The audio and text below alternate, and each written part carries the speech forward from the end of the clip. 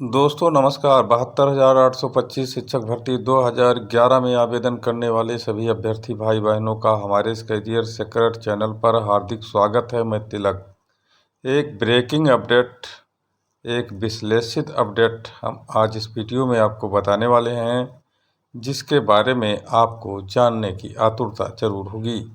मित्रों, जैसा कि आप जान रहे हैं कि 12,091 का जो ऑर्डर सिंगल बेंच से जारी हुआ था याचियों के पक्ष में, उसमें सरकार स्पेशल अपील में गई थी और स्पेशल अपील की पूरी सुनवाई हो चुकी है। 13 मार्च को ऑर्डर रिजर्व हो चुका है। ऑर्डर अभी रिलीज नहीं हुआ है। उस ऑर्डर रिलीज होने के पहले जितने भी याची हैं 12,091 के लिस्ट में जिनका नाम है, उनके मन में तमाम प्रकार की बातें आती रहती हैं। उसी सिलसिले में एक विश्लेषण है मित्रों कि डीबी के ऑर्डर में हो सकते हैं ये महत्वपूर्ण क्लैरिफिकेशन सिंगल बेंच के ऑर्डर से कुछ अलग। यह है 12,091 डीबी ऑर्डर अपडेट। आज का यह विषय है मित्रों हमारे वीडियो का, और आपके प्यार और स्नेह से हम ज़्यादा लवरेज हो करके और आपके लिए हम वीडियो हमेशा बनाते रहते हैं। मुझे भी जो जानकारी हो पाती है मित्रों, देने का प्रयास करते हैं। जो आप सोचते हैं लगभग उसी प्रकार हम भी सोचते हैं। कुछ हो सकता है कि कुछ बिंदुओं पर हमारा आपसे मत भिन्न हो। ऐसे स्थिति में हम आपको बताएं कि जो आज का विषय है, उस विषय पर अगर बात करें तो सिंगल बेंच का जो ऑर्डर आया था, उस ऑर्डर में बहुत सारे ऐसे मामले थे, ऐसे बिंदु थे जिस पर कुछ ऑर्डर अस्पष्ट था, कुछ ऑर्डर बिल्कुल स्पष्ट था। ऐसे स्थिति में डबल बेंच में उसका क्लैरिफिकेशन हो सकता है, और वो भी सिंगल बेंच से कुछ लीक से हट करके। जैसे मित्रों हम आपको बता दें, सिंगल बेंच ने ऑर्डर दिया था कि 90-105 का जो मामला है उसे उन्होंने बिल्कुल नहीं माना था, और डबल बेंच में भी लोग चले गए, सिंगल बेंच ने उन्हें खारिज कर दिया था। अगर उनकी हम बात करें तो डबल बेंच में उनको क्या मिल सकता है, तो डबल बेंच में जब सुनवाई 90-105 की चली थी तो उसमें एक बिंदु जरूर कहा गया था कि सुप्रीम कोर्ट से आप लोग क्या लाए हैं। यानी जज अश्विनी कुमार मिश्रा ने इनसे पूछा था कि सुप्रीम कोर्ट से आपको क्या प्रोटेक्शन है। ऐसे में संकेत मिलता है कि 90-105 को सुप्रीम कोर्ट से कुछ लाने की आवश्यकता है, जबकि सिंगल बेंच में सारी बातें वहाँ नकार दी गई थी, और सेम टू डबल बेंच में भी इन्हें खारिज करने का पूरा मन जज बना चुके हैं।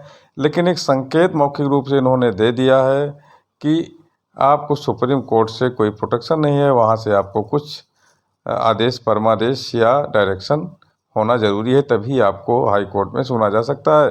तो इस पर हो सकता है हल्का फुल्का कुछ एक आध लाइन ऑर्डर में लिखा जा सकता है उनके लिए।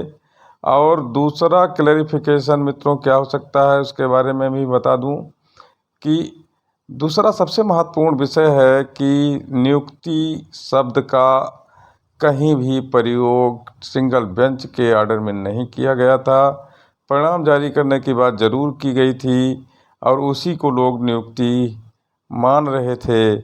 तो ये जो डाउट और सस्पेंस बना हुआ था सिंगल बेंच के ऑर्डर में, उसका क्लैरिफिकेशन डबल बेंच के ऑर्डर में हो सकता है। यानी डबल बेंच कह सकती है कि इन्हें नियुक्ति दे दी जाए। काउंसलिंग शब्द का जो बात किया गया सिंगल बेंच में, उसे नियुक्ति कहा जाए नहीं कहा जाए, इस पर जो है सस्पेंस बना हुआ है। इसको डबल बेंच क्लियर करेगी। अगर काउंसलिंग कराने के लिए कहेगी भी तो सब्जेक्ट टू वेरिफिकेशन ही कहेगी। और चूंकि ऐसा ऑर्डर सुप्रीम कोर्ट के आदेश में 2015 में हुआ था, जब 12,091 की उत्पत्ति हुई थी, और 12,091 के बारे में सरकार ने वहां अपना पक्ष रखा था कि 12,091 जनपद तथा जनपदों में तत्समय कटाव से ऊपर पाए गए हैं। तब सुप्रीम कोर्ट ने कहा था कि सब्जेक्ट टू वेरिफिकेशन करा करके और इन्हें नियुक्ति दे दी जाए। तो यहाँ यह चीज़ बहुत स्पष्ट हो सकता है, और इसका क्लैरिफिकेशन डबल बेंच में मिल सकता है मित्रों। तीसरी बात आती है एफिडेविट देना, 2,000 रुपये की सिक्योरिटी मनी देना, यानी एफिडेविट के साथ 2,000 रुपये नकद देना या ड्राफ्ट देना। इन सब चीज़ों की आवश्यकता है सिंगल बेंच के ऑर्डर के अनुसार कि नहीं है, इस पर भी डबल बेंच कहीं ना कहीं कुछ विचार करके और इस पर भी क्लैरिफिकेशन ज़रूर करेगी, क्योंकि यह भी विषय कहीं ना कहीं स्थितियों से इतर दिख रही है।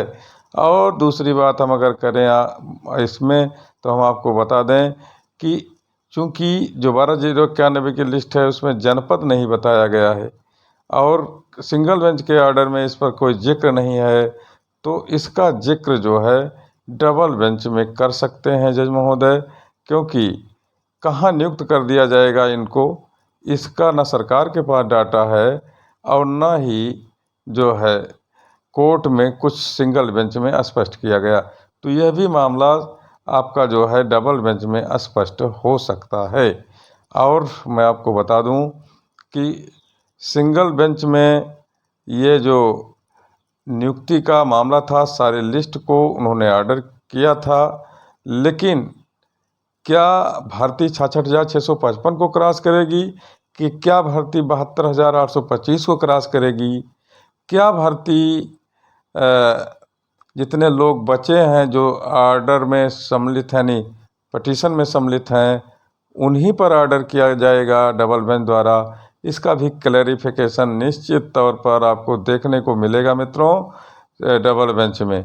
अगर ऑर्डर अपने पक्ष में आता है, नहीं 12,091 के पक्ष में आता है, तो मित्रों हम आपको बता दें कि इन सब बातों पर न्यायालय क्लियर करेगा और इन्हीं सभी मुद्दों पर कुछ ऑर्डर लिखने में भी देरी हो सकती है, ऐसा मुझे लग रहा है। तो आप बिल्कुल धैर्य बनाए रखिए, इन सब चीज़ों का क्लैरिफिकेशन डबल बेंच कर देगी। अगर ऑर्डर याचियों के पक्ष में आता है तो बहुत महत्वपूर्ण वीडियो आप लोगों के लिए था। इस वीडियो को आप ज़रूर देखिए, क्योंकि इसका प्रश्न आपके मन में ज़रूर कौनता होगा। और मैं आपको बता दूं कि इसका क्लैरिफिकेशन होना भी बहुत ज़रूरी है, क्योंकि आपकी नियुक्ति कहाँ की जाएगी और फिर काउंसलिंग की कोई ज़रूरत मित्रों है नहीं, क्योंकि काउंसलिंग तो हम लोग ऑलरेडी एक तरह से सामूहिक काउंसलिंग हुई थी, उसमें सारा दस्तावेज और डाटा सब लोगों का वहाँ उपस्थित था। तो डबल बेंच नियुक्ति का आदेश सीधा दे सकती है, सब्जेक्ट टू वेरिफिकेशन के डॉक्यूमेंट का वेरिफिकेशन किया जाए। और जो तीसरा सबसे बड़ा मुद्दा है कि जनपद में नियुक्ति होगी, इस पर जो है अभी तक बिल्कुल साइलेंटली कोर्ट भी टिप्पणी किया है और साथ ही साथ सरकार के पास भी कोई डाटा नहीं है। तो मित्रों, यह था अपडेट। धन्यवाद।